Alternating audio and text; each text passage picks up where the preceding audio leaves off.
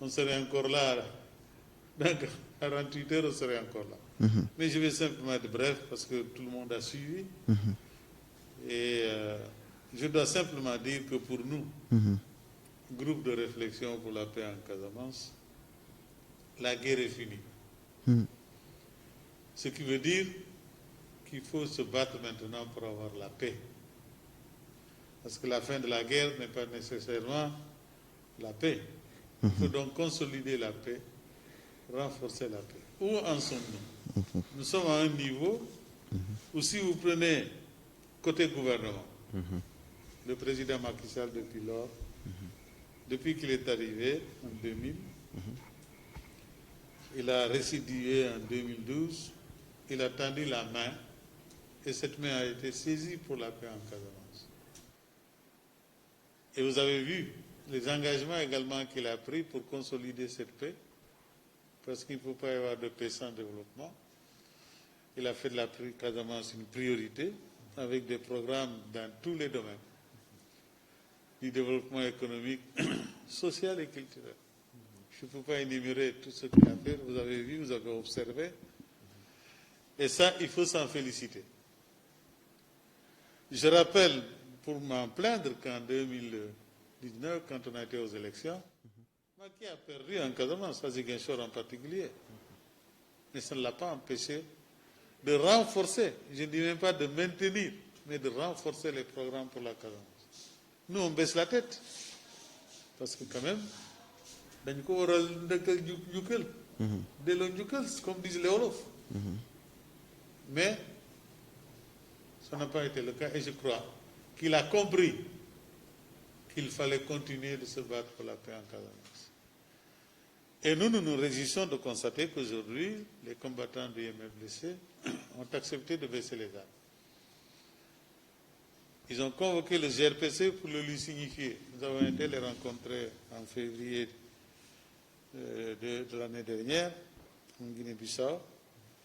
Ils nous ont affirmé leur volonté, leur détermination de déposer les armes. Et nous ont sollicité pour les aider à voir comment engager leur unité, à la consolider, cette unité. Vous avez rencontré quelle branche, étant donné qu'elles sont Nous avons nombreuses? rencontré toutes les sections du maquis, sauf Salif Sadio. Sauf Salif Sadio, mais sinon tous les autres. C'est eux qui ont pris l'initiative de se retrouver et de nous convoquer à Sikoun.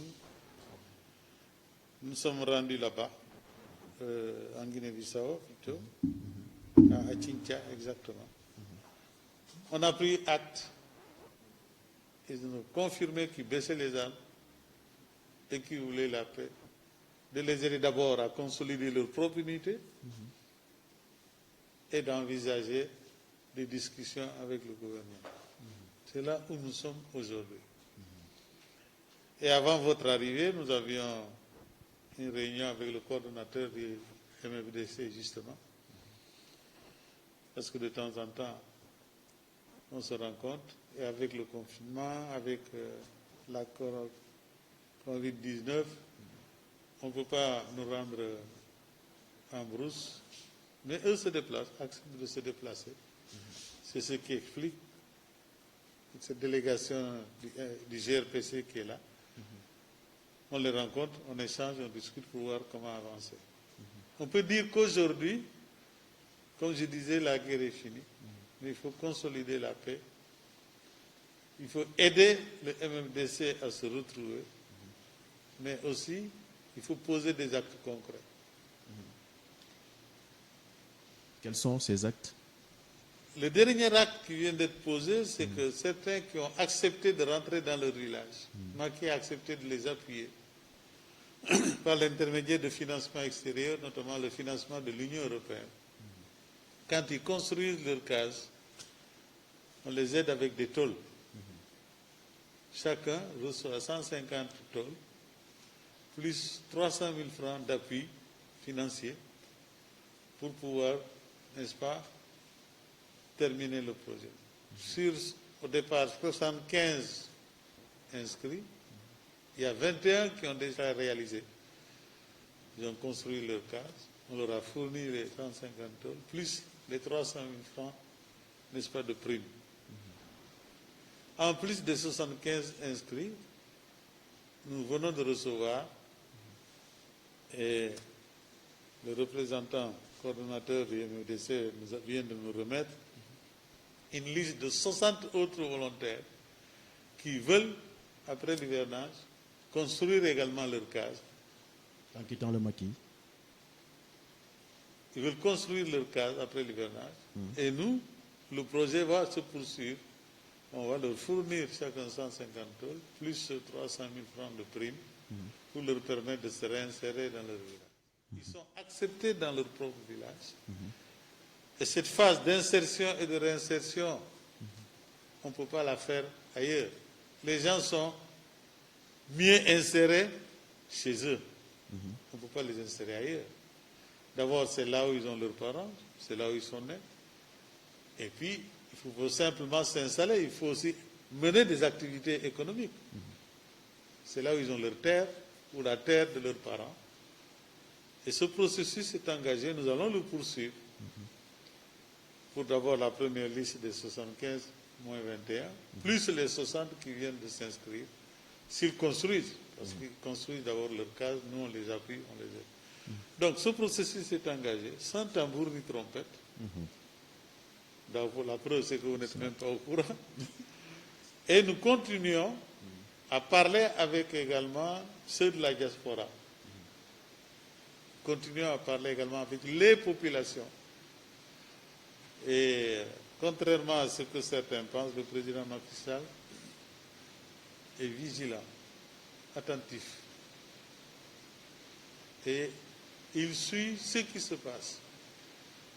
Vous savez, ce dossier de Casamance, le président Macky Sall le gère lui personnellement.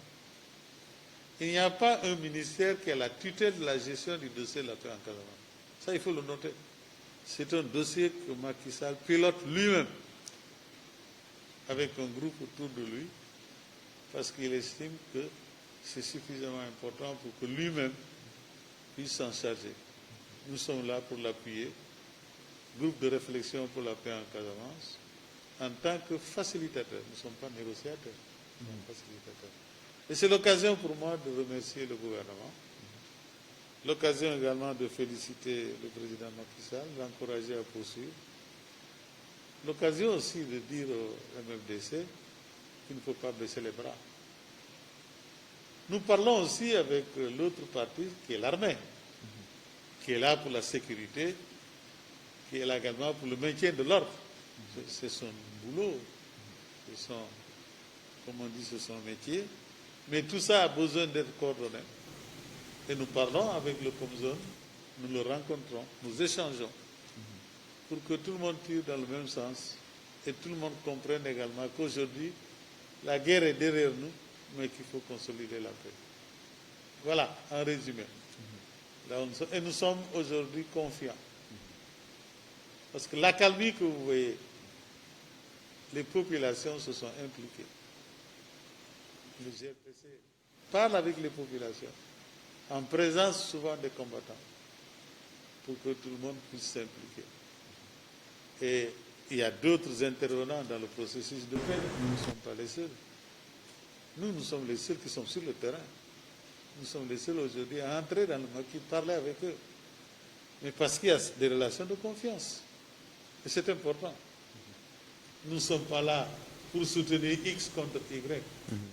Nous maintenons notre position de neutralité, mais positivement, pour oser dire à chacun ce que nous pensons, tout en pensant que c'est par là, par ce dialogue, que nous allons y arriver.